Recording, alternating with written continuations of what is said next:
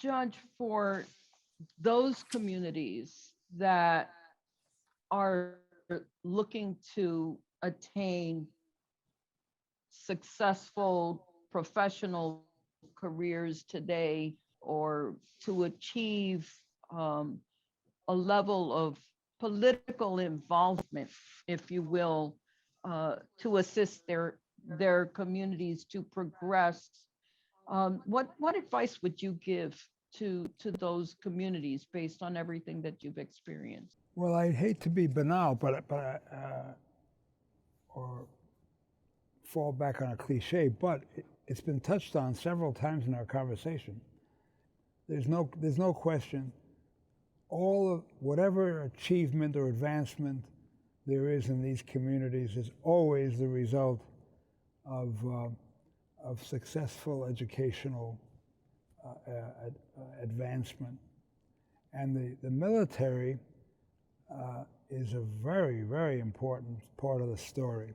And your sister's experience is a good one. I have relatives also. I have a cousin in Colorado who was in the Air Force, and he had, I forget what technical skills, but they were quite significant. And then he remained in Colorado Springs, which is a big center of Air Force alumni and Air Force activity. And I'll never forget the phrase he used. He said, "For me, this was the way out." And it was a little, poignant in a sense, because you couldn't help, I hadn't thought of his family as something from which he wanted to be out. But I got his point, that this was, going into the Air Force changed his life and made possible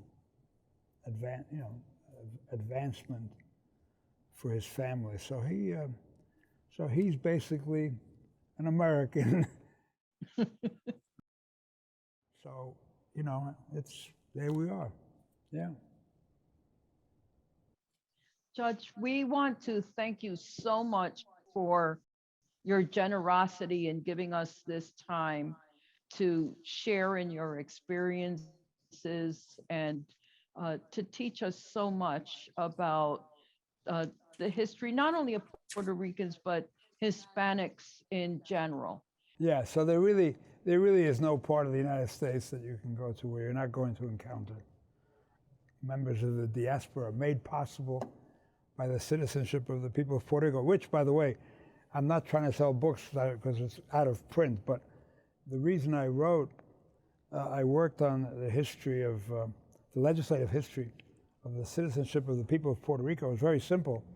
I realized after working with the government of Puerto Rico and thinking about it, I was then at Yale, I was general counsel, and I thought, this is what transformed the people of Puerto Rico. And yet nobody knows the story of how exactly did the Jones Act of 1917 get enacted. And as you know, my research assistant on this project, I had two Puerto Ricans from the law school, one of whom was Sonia Sotomayor, who was my research assistant on this book. And for her, it was a voyage of discovery, I mean, the job was to collect all these documents, and then we'd work through it together. She and Felix Lopez, who was himself a model of what we're talking about. Felix Lopez was a dropout of the Machine and Metal Trades High School, which in my generation, the mere mention of Machine and Metal Trades High School would strike terror in your heart, because this has to be one of the roughest high schools in the city. And Felix Lopez, who was a great friend of Sonia's and of mine, is this enormous guy. He looks somewhat Samoan almost. And Felix is a dropout of Machine and Metal Trades, and then goes into the Army. And like my father. He lives in East Harlem, the family, and he is transformed. He gets sent to Vietnam at some point. He it is discovered that Felix has this dropout from high school has a talent for tonal languages. And so from Vietnam, he gets his GED, his high school diploma, and he emerges from the Army, and he applies and is admitted to the University of Michigan to their program in East Asian Studies.